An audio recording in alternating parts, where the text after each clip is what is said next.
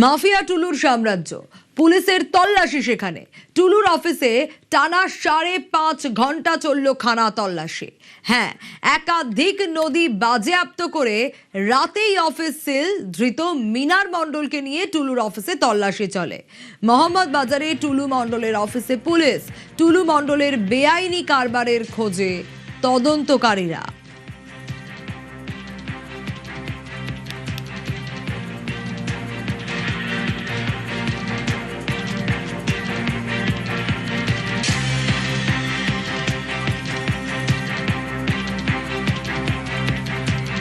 Mafia টুলুর সাম্রাজ্যে পুলিশের তল্লাশি।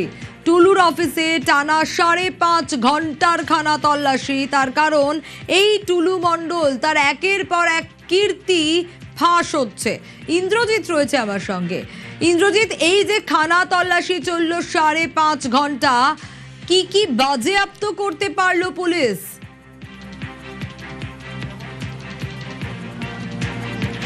দেখো, একদমই যেটা বলে রাখবো, মোহাম্মদ বাজারের কাছে যে সোৎসাল গ্রাম রয়েছে, সোৎসাল গ্রামের কাছেই কিন্তু টুলু মণ্ডলের একটি অফিস ছিল এবং সেই অফিসে দীর্ঘ 5.5 ঘন্টা ধরে তল্লাশি অভিযান করে বীরভূম জেলা পুলিশ। এবং মূলত সেখান থেকে কিন্তু টাকা বা কোনো সোনা উদ্ধার হয়নি, ঠিক যেমনই কিন্তু বলা যায় যে বেশ কিছু নথি উদ্ধার হয়েছে। তার মধ্যে অন্যতম হচ্ছে যে নকল যে ডিসিআর, যে ডিসিআরের জন্য টুলু মণ্ডলের এত বাড়বাড়ন্তি বা এত টাকা বা এত সম্পত্তি, সেই বেশ কিছু নকল ডিসিআর উদ্ধার হয়েছে। পাশাপাশি এই নকল ডিসিআর কিভাবে ব্যবহার করা হতো বা কোন কোন গাড়িতে ব্যবহার করা হতো, সেই সমস্ত জিনিসগুলোকে কিন্তু ওই জায়গা থেকে উদ্ধার করা হয়েছে, এমনটাই কিন্তু খবর। যদিও সেই সমস্ত নথি ইতিমধ্যে বীরভূম জেলা পুলিশের অফিসে নিয়ে আসা হয়েছে এবং সেগুলিকে আরো খতিয়ে দেখা হচ্ছে, কারণ মূলত বেশ কিছু জায়গা, আরো বেশ কিছু জায়গা। 5.5 ঘন্টার খানা তল্লাশি, অফিসকে সিল করে দেওয়া হয়েছে।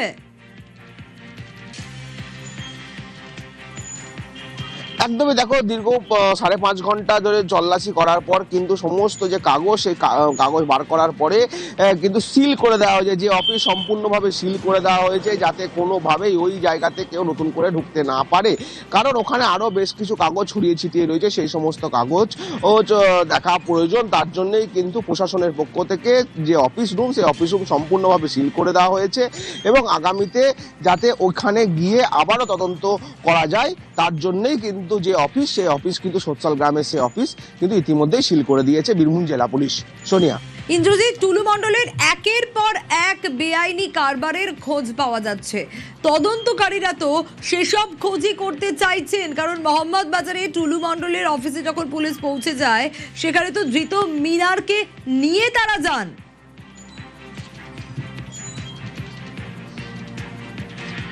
একদমই, আমরা পুলিশ সূত্র মারফত যেটা জানতে পারছি, মিনার মণ্ডলের যে 8 দিনের জেল হেফাজত এবং তাকে জিজ্ঞাসাবাদ করা চলছে এবং তাকে জিজ্ঞাসাবাদ করেই কিন্তু টুলু মণ্ডলের যে সোৎসালের যে অফিস রয়েছে, সেই অফিসের খোঁজ পেয়েছিল এবং সেই জন্যই তাকে কিন্তু নিয়ে যাওয়া হয়েছিল এবং সেই কিন্তু মূলত সেই যে অফিস, সেই অফিস কিন্তু দেখিয়ে দেয় এবং সেখানে কোন কোন কাগজ রয়েছে এবং তার সামনেই কিন্তু মূলত বার করা হয়েছে বলে জানতে পারছি। এছাড়াও মিনার মণ্ডলের কাছ থেকে আরো বেশ কয়েকটি জায়গার, অর্থাৎ বীরভূমে আরো বেশ কয়েকটি জায়গার খোঁজ পেয়েছে বীরভূম জেলা পুলিশ এবং সেই সমস্ত জায়গা থেকেও তল্লাশি হবে, এমনটাই কিন্তু জানা যাচ্ছে। সেক্ষেত্রে ইন্দ্রজিৎ, আরো একটা বিষয় একটু তোমার কাছ থেকে জানতে চাইবো। এই যে একের পর এক যে হদিশ পাওয়া যাচ্ছে, একের পর এক মাফিয়া টুলুর সাম্রাজ্য, যেখানে বেআইনি কারবার চালিয়ে যেত টুলু মণ্ডল, 5.5 ঘন্টার এই খানা তল্লাশিতে তো একাধিক নথি বাজেয়াপ্ত করা হয়েছে, যে নথিগুলো খুব গুরুত্বপূর্ণ তদন্তের কাজে, তা বলার অপেক্ষা রাখে না।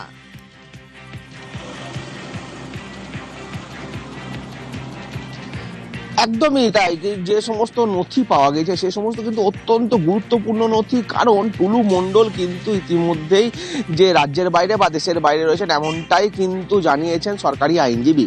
আর তারপর থেকে তার খোঁজের জন্যই কিন্তু খোঁজ চালাচ্ছে বীরভূম জেলা পুলিশ, যদিও তাকে এখনো পর্যন্ত পাওয়া কিন্তু সম্ভব হয়নি।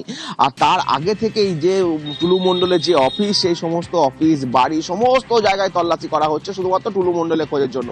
পাশাপাশি এই যে দুর্নীতি, এই দুর্নীতি যে টাকা বা সোনা, যে সমস্ত জিনিস, যে সম্পত্তি, সেই সম্পত্তি আরও কোথায় কোথায় রয়েছে, আর কোথায় রয়েছে যেগুলো সাধারণ মানুষ জানে না বা পুলিশ প্রশাসনের হাতের নাগালে এখনো পর্যন্ত নেই, সেই সমস্ত জিনিসগুলোকে খুঁজে বার করার জন্যই কিন্তু পুলিশ তদন্ত শুরু করেছে। এবং এই মিনার মণ্ডলকে জিজ্ঞাসাবাদ করে বিভিন্ন জায়গায় তারা তল্লাশি চালাচ্ছে এবং বেশ কিছু জায়গায় যেমন বনচুল, যেমন কালকে দেখা গেছে তার অফিসে নিয়ে গিয়ে তাকে তল্লাশি করা হয়েছে, এরকম বেশ কিছু জায়গায় কিন্তু তল্লাশি করা হবে, এমনটাই খবর। বেশ।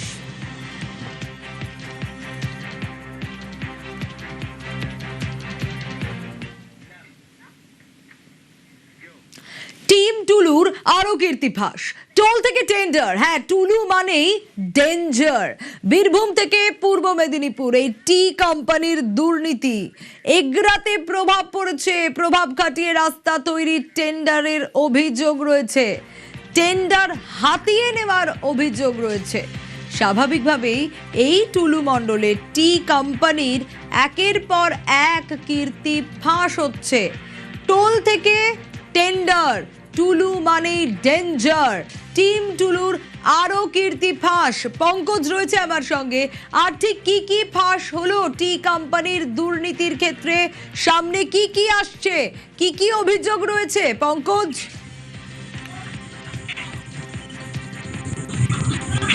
দেখো, একেবারে যেখানে পূর্ব মেদিনীপুরে ওর নাম জড়ালো রাস্তার টেন্ডার কাজ শুরু হয়, সেখানে টেন্ডারে যেখানে স্থানীয় টেন্ডার যেখানে ঠিকাদার রয়েছে সেই মুক্তাজুল তিরিগুলো ঠিকাদারে তার নাম প্রস্তাব দেওয়া হয়েছিল, সেক্ষেত্রে তার নাম এলে তাকে কিন্তু বাদ দেওয়া হয়েছে বলে এমনটাই অভিযোগ করছি। কারণ সেখানে সেই ঠিকাদারের নামে কিন্তু যেখানে অপর ব্যক্তি, যেখানে মন্ডল স্টোন প্রোডাক্ট প্রাইভেট লিমিটেডের নাম হওয়া, সেক্ষেত্রে মুক্তাজুল। বেশ।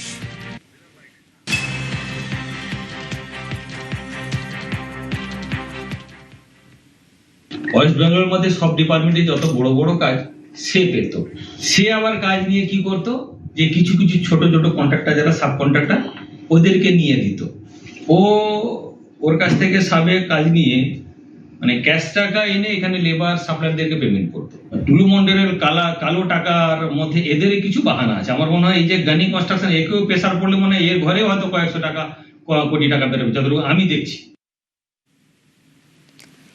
বীরভূমে টুলু মণ্ডলের কালো টাকার কারবার, রাজস্ব ফাঁকি দিয়ে বাড়ির পর বাড়ি, পাহাড় প্রমাণ সম্পত্তি। অন্যদিকে হুগলির মগরায় স্বজন হারার হাহাকার, পাকা ছাদের অভাবে কাঁচা ঘর ধসে মৃত্যু, দিন আনা দিন খাওয়া বাবা মেয়ের। রাজস্বের টাকায় জনকল্যাণমূলক কাজ করে সরকার, টুলু মণ্ডলদের ফাঁকি বিপাকে ফেলে গরিব মানুষদের।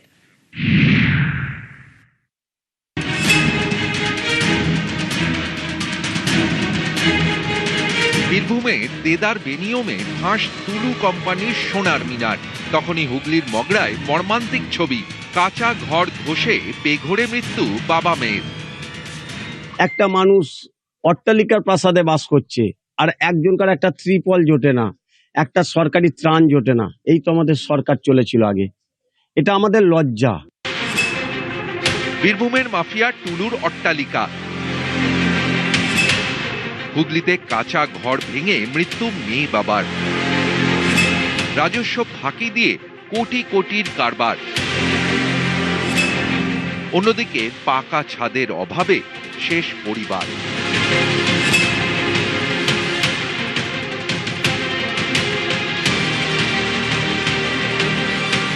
বাংলাকে বৈষম্য আর বৈপরীত্য উপহার দিয়ে বিদায় নিয়েছে মমতা বন্দ্যোপাধ্যায়ের সরকার।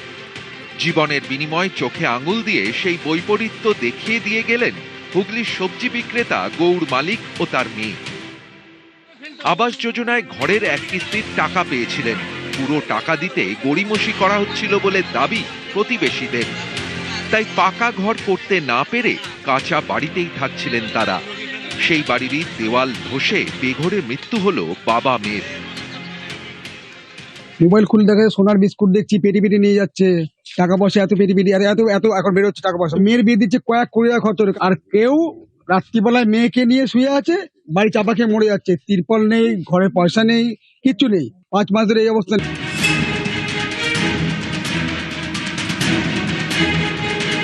রাজস্ব ফাঁকি দিয়ে কোটি কোটির সম্পত্তি বানিয়েছেন পাথর সম্রাট টুলু মণ্ডল। সরকারকে ফাঁকি দিয়ে লুটের টাকাতেই বীরভূমে প্রাসাদ তৈরি করেছেন টুলু। কোটি কোটি রাজস্ব ফাঁকি বড় অপরাধ। রাজস্বের জোরেই চলে সামাজিক প্রকল্প। সামাজিক প্রকল্পে গরিবদের উপকার। রাজস্ব ফাঁকি মানেই গরিবদের ক্ষতি। রাজস্ব ফাঁকি মানেই রাজ্যবাসীর ক্ষতি।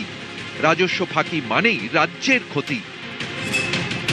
টুলুর পকেট ভরে, কাঁচা ঘর ভেঙে গরিব মরে।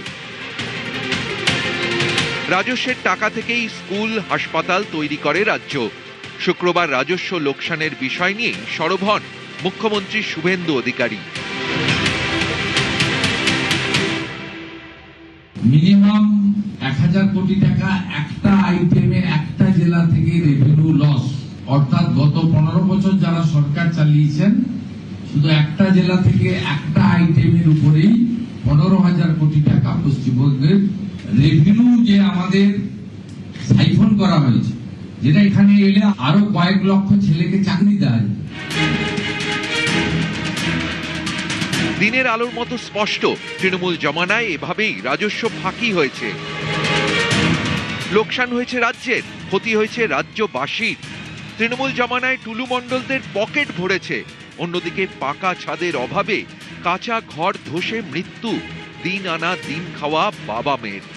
রাজস্বের টাকায় জনকল্যাণমূলক কাজ করে সরকার। টুলু মণ্ডলদের ফাঁকি বিপাকে ফেলে গরিব মানুষদের। হুগলি থেকে সোমনাথ ঘোষ, নিউজ 18 বাংলা।